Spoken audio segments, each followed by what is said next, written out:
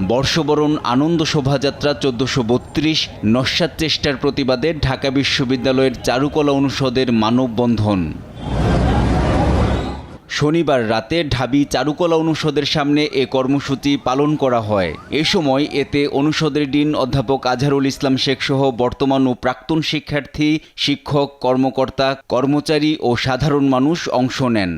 মোটিফে আগুনের ঘটনার বিচার দাবি করে নববর্ষের প্রাক্কালে সময় স্বল্পতার কারণে ফেস্টিভালের মুখাবয়ব মোটিফ নির্মাণ আর সম্ভব নয় বলে জানান এই শিক্ষক।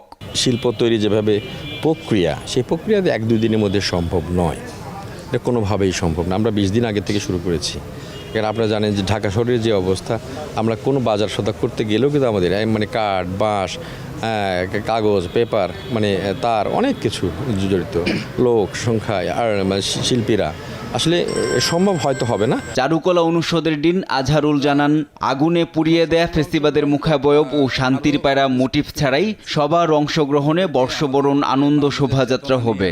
এদিকে শনিবার রাতে নববর্ষ বরণের জন্য পালকি, ইলিশ মাছ, কাঠের বাঘ, তরমুজের ফালি, মোটিফ পাহারায় পুলিশ মোতায়েন করা হয়েছে।